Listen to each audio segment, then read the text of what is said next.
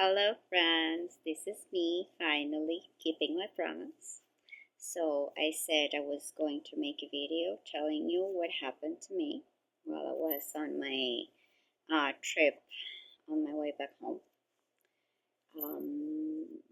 I decided that I was better going to make a video because I had a lot to tell. And while on the trip, I didn't have as much time as I needed. Neither as much internet as I needed, and there was a lot to tell. Also, as this is related to migration topics, I have seen that it's a very important topic. It's being talked about in the news, and a lot is being said, not necessarily spoken with the truth, according to my experience. So I really want to tell my story. I want to let you guys know what happened to me. So yeah, I decided that it was better to make a little video to let you all know at the same time. A Facebook post it doesn't provide enough space. But anyway, I just wanted to let you all know that I'm finally at home. With Jake, we're safe, we're okay. I finally have baby Daisy here on my lap, scratching and feeling pleased, I think, of being finally in one place and not traveling anymore. So yeah, let's get down to it. Some of you may know, and for those of you who maybe don't know, I am a Colombian citizen, and that is relevant because a couple of weeks ago, the president of my country made a not so intelligent decision of rejecting a plane full of deported illegal immigrants that President Trump sent. So that, of course, upset President Trump, and that created a trouble between the two governments, and the consequence was a toughening of migration requirements for Colombian citizens to the United States. And I needed to travel back to Colombia to bring Daisy, my cat. And well, there was no way around it. I had to do it. I was expecting it to be a bit difficult, but I was really not prepared to what happened. So I traveled on, what was the day? I came back on, oh my god, now I forgot the date. Well, a few days ago, like 2 or 3 days ago. Wednesday the 12th. Yeah, it was Wednesday the 12th. I came through Houston, Texas. That was my layover.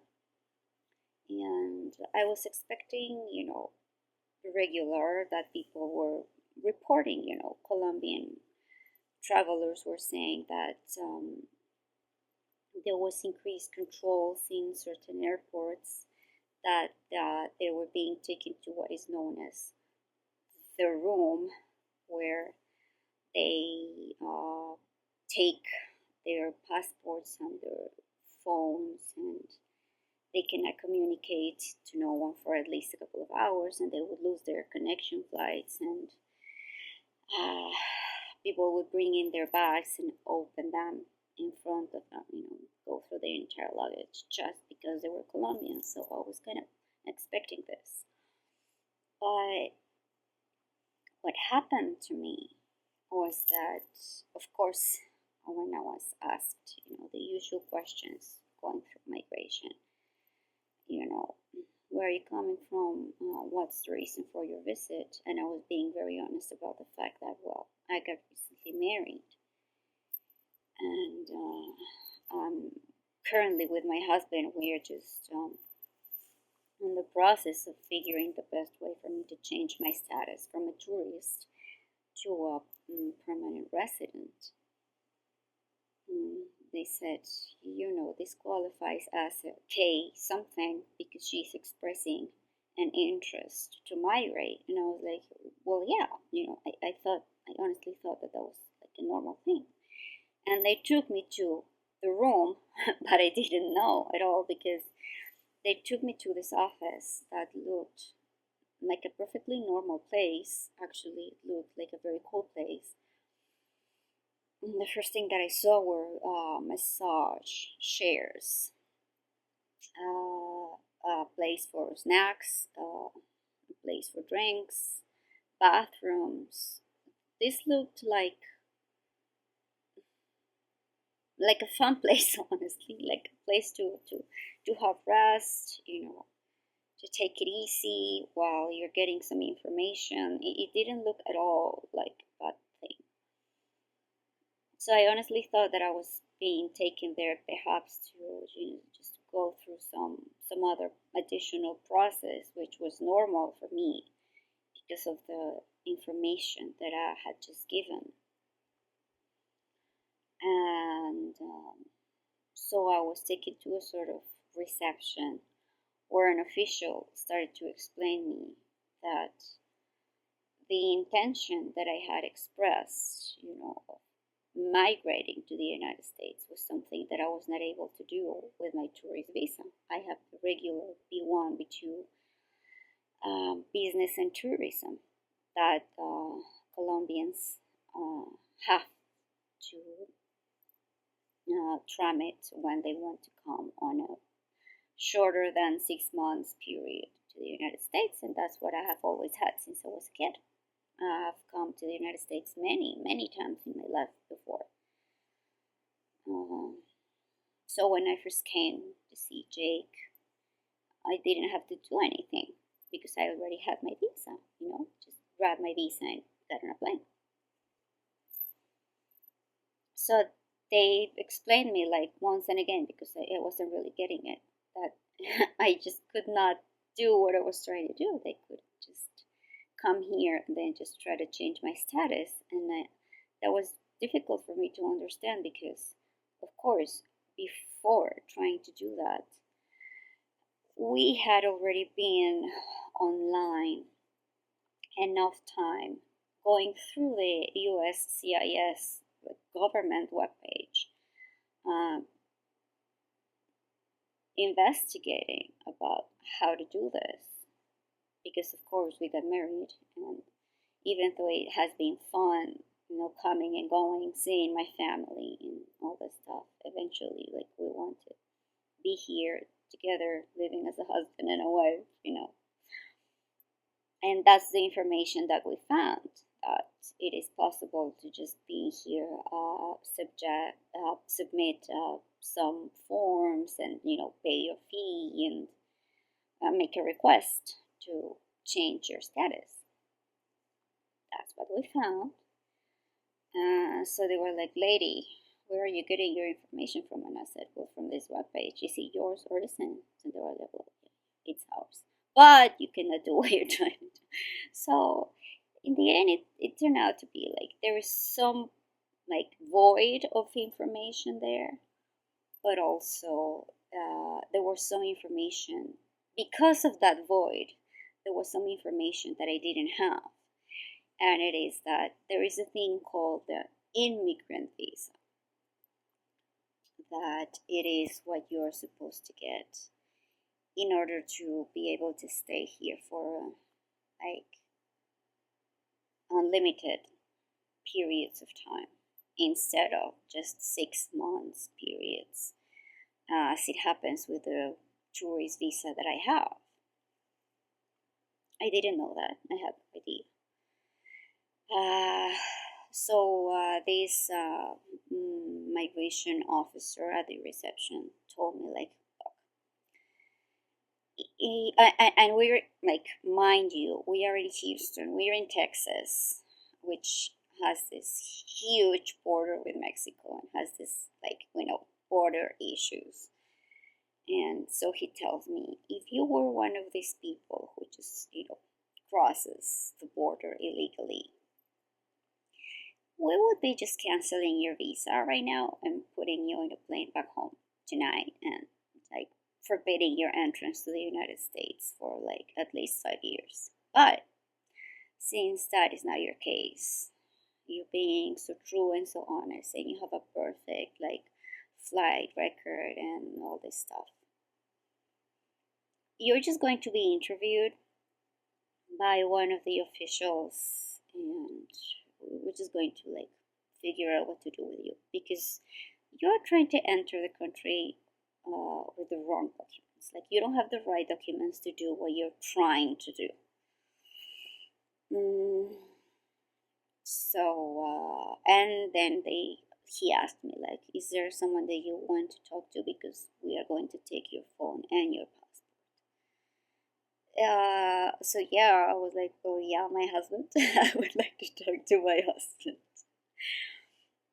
So I sent I think that the worst message that Jake could have ever possibly received, telling him all this and telling him I am, yeah, basically I'm being held by migration. They're telling me that worst case scenario, if I was one of these, well, it's sad to say, but one of these wetbacks, they could be deporting me and forbidding my entrance. But as I'm not, and they seem to be a very nice person, they are going to interview me, but still they're taking my phone and my passport, and we're not going to be able to talk. And so they did. They told me that I would have to wait for 45 minutes, and I had to wait for around 2 hours. And then I have to tell you that waiting in those conditions, like not knowing what's going to happen, is actually the worst enemy of your mental state. Because, listen, those people were super kind, because they really see you, they really see people, they really take a look at your traveling records. They see if you've been here before, if you haven't, under what conditions, your traveling documents, how long have you been here, and they analyze you. They really see through you. So they were super nice to me, like, do you want to drink something? How do you feel? But at that moment, I was just, I just want everyone to just back off and leave me alone. I have to recognize they were really, really kind to me. But waiting, just by waiting, I started to feel so guilty and so bad, because, hey, if you know enough about us regarding the laws of migration of the United States, you know that we love Donald Trump. We have supported him all along. So the last place that I was expecting to be was in a migration, pretty much detention office, because of migration issues. That hurt. Okay, that hurt so bad. And it was completely because of a lack of knowledge, of knowing a better way of doing things. But well, so eventually, and I was having Daisy inside her cage the entire time. So after a while, I saw this other officer having my phone in this plastic bag with him. And that very same officer came to get me, got me into his office, and said he was going to take a statement to make a decision about me, and that I had to tell, the truth and nothing but the truth. This all seemed like being in a movie. And yeah, started to ask me all types of questions related to my background in my country, and the reasons why I was here, and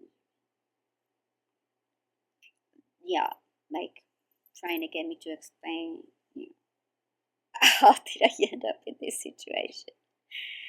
And and it was this, I felt like I got married while I was traveling on my tourist visa, and I looked for the correct way to change my status as I am married now, and of course they're going to my husband, and my husband wants me to be here with him.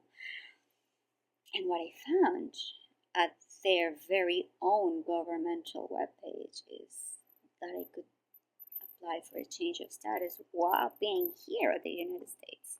Not just being abroad, there is that option as well, but I found that I could do it being here, and I thought that that was perfectly fine. And here's what he told me. And, like, this is pretty much the point where I would like to get. He told me that unfortunately, despite it is possible to do it this way that I found online,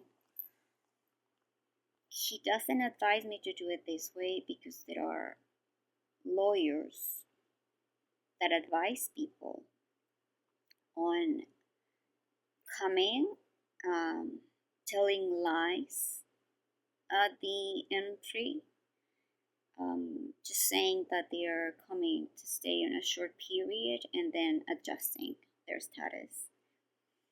And that's sort of like abusing. Oh, baby Daisy leaving. That is abusing the system, basically.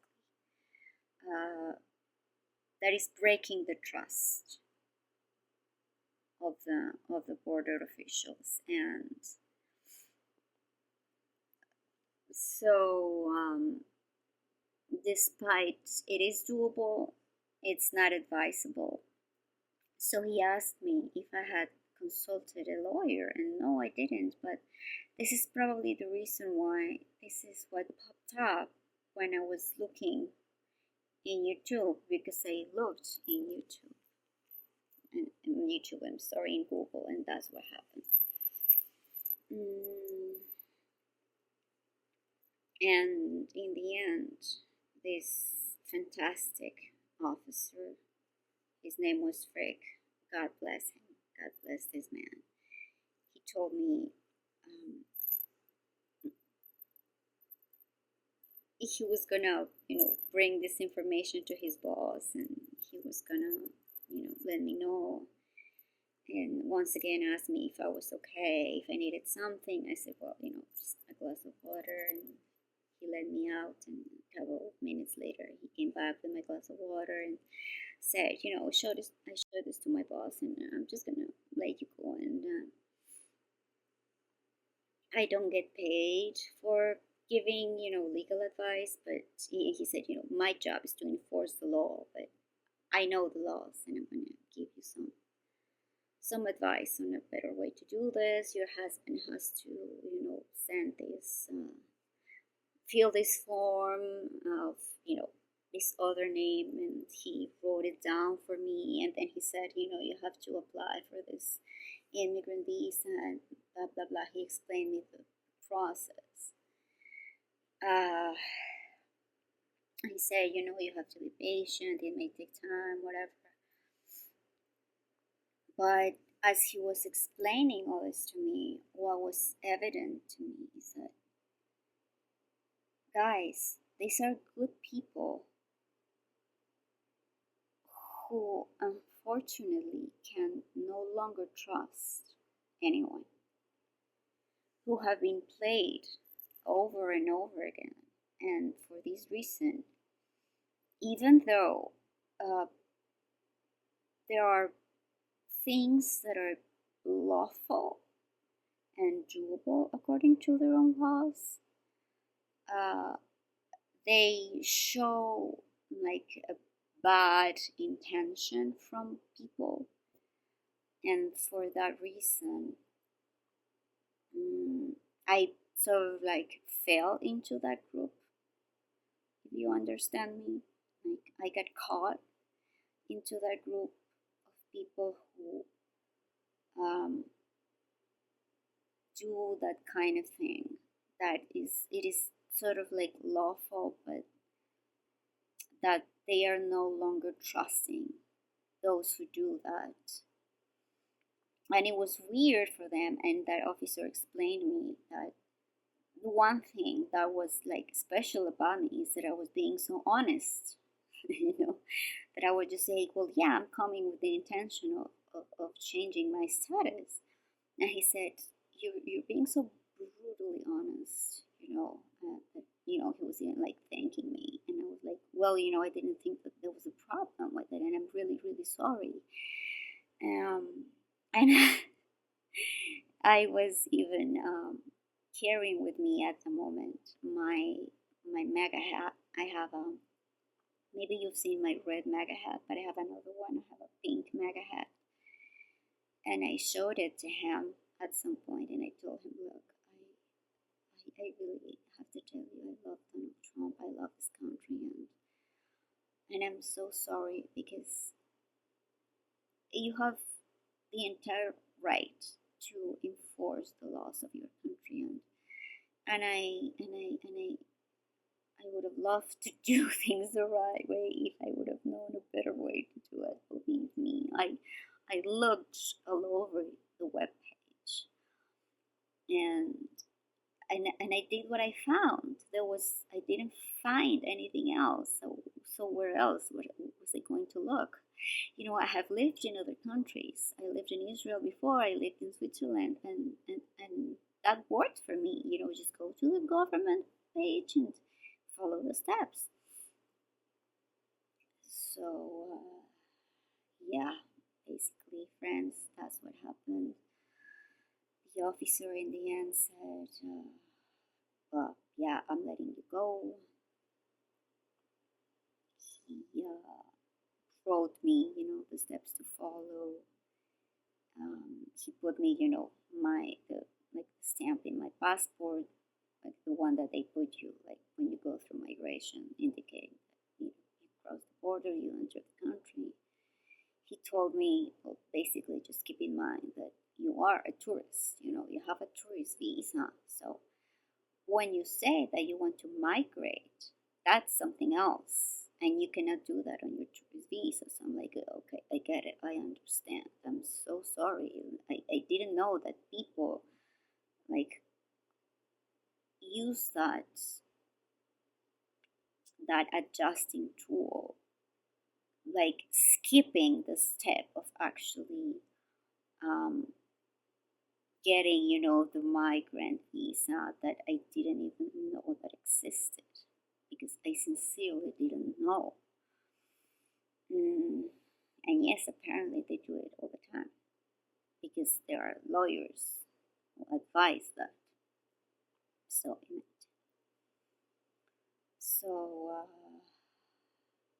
then, well, some of you already know what happened. Jake finally picked me up. We started our way back here. We had the car accident. We ended up in a hotel. And I got to watch the news, and I saw this Democrat lady basically lying about Trump's policies on immigration, saying that they are mistreating people, that they are fear mongers. And then this other Democrat lady saying that they're just grabbing all the good people, all the good Christians from Sunday school and from like teachers from actual like schools, and sending them back home. And I was like, just wait a second.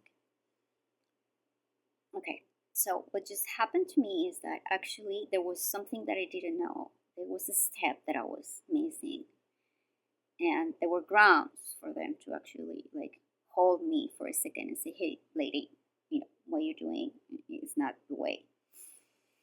But these people were so kind, so kind. The place where they took me, I wasn't even aware of what it was because it had so many amenities. It didn't look like a detention center or anything at all. There was no fear, there was no abuse, there were no ill conditions. So, guys, seriously, where are they getting this information from? I don't know. I mean, if this was someone else's experience, okay. But I'm telling you, I just went through it. Okay, it was nothing like that. And this happened to me because I didn't have like full information on it. But they could see through it, okay? They saw like right through me and they said, okay, we get you, we understand that this was not your intention, that you were not really trying to like con us, to take advantage of us. And they just gave me the proper advice and let me go.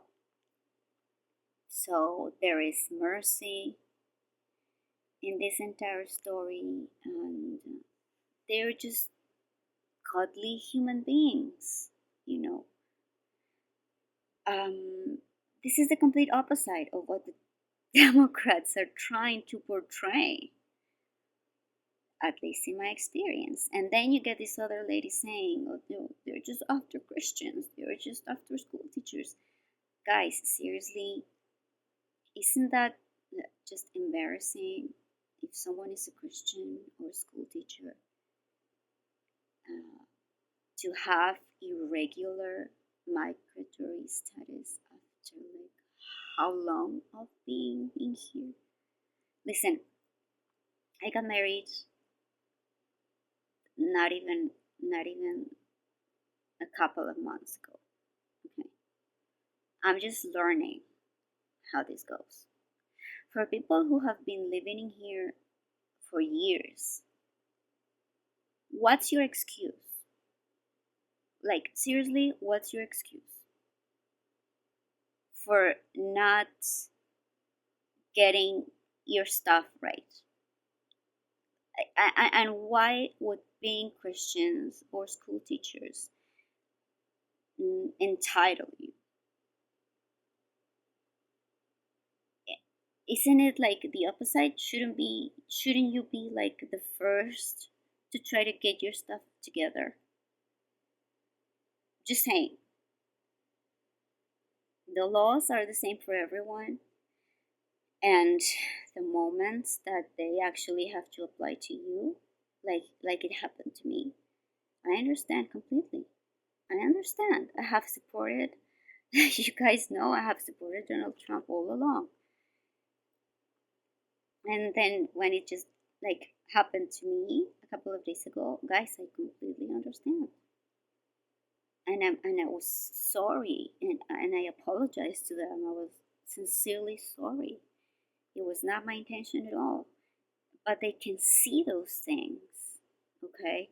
Because they could see that I have been many times in the United States before, that I have never overstayed my visa, for example. That I have always kept my word. When I say I'm leaving on this day, I'm leaving on this day. They can see, they have ways of seeing what kind of person you are. Okay? So they owe you nothing. The government of the United States owes no one nothing. No one is above the law. Just saying. So yeah, friends, basically that's what happened. Jake and I already have the roadmap of what to do from now on. It may take some time. We don't really know. What for sure it's going to take is for me to keep behaving like a tourist. So, oddly enough, I may have to keep traveling. Some countries require for people not to move. when they are trying to acquire a permanent resident status, but no.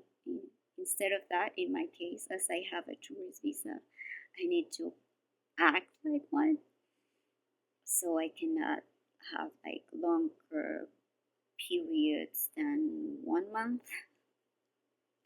So yeah, I'm going to have to keep visiting my family over there and stuff like that. But guys, and especially for us who say that believe in Yeshua the Messiah and obey the commandments of Jehovah, we have to take our cross and carry it, because one way or another we are going to do it, right? So if that's what it means, that's what it means. Do things the right way. Do things the right way. So that's what I advise everyone always. Just no matter what it takes, do it the right way. And like that, even if sometimes you fall short, because that's gonna happen, and I guarantee you that is going to happen, like just happened to me. I looked in the official government page, and I thought I had the good information, and I didn't. Even at that, Father is merciful. Migration officers were merciful, and they saw me and they said, no, this is a good person, this is an honest person, we trust you, we believe you, we're just gonna let you go, and we're gonna actually help you and explain you what you don't know, what you need to know, and what you need to do. So it was a miracle. I believe this was an amazing miracle. I am more than thankful with the migration officers. Their job is not easy at all. These people do an amazing work every day of their lives. God bless them. Yeah, I have nothing but gratitude for them, really. And yeah, you have no idea how overwhelming that experience was. At first, I had no words. At first, I didn't know what to say. So I think what I said when I first got out with the first people that I talked to was, you just don't know what just happened. And that's all I could say. I had no words. And yeah, I think it may still take some time to process, because of all the people who walk into that office. God, I mean, how many just go straight into like a real detention facility? How many go into a plane back to their countries for God only knows how many reasons? And I walked out of there, they just opened the door for me. Like, ma'am, just please go and grab your bag and get into the plane and continue with your trip and have a good flight. And they gave me all the information that I was lacking, that I didn't know that I was lacking, in order to continue my process, to hopefully one day become a permanent resident. And we'll get to be here with Jake and my kitty and the girls. So yeah, that's what I wanted to tell you. It was quite an experience. And